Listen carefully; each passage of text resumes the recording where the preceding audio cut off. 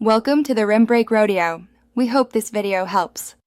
In this video, I will explain how to connect your Magene Cadence sensor. First, ensure your sensor has a fresh CR2032 battery and is correctly installed on your bike's crank arm. Rotate the crank arm a few times to wake it up.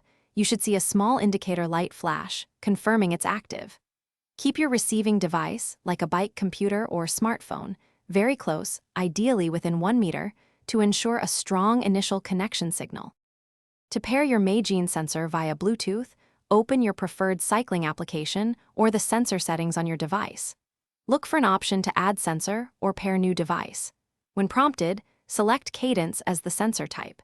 You should then see Magene or a similar identifier appear in the list of discoverable Bluetooth devices.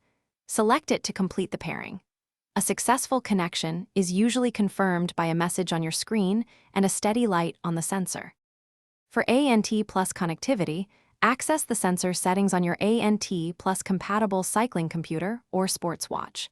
Choose the option to search for sensors or add ANT Plus sensor.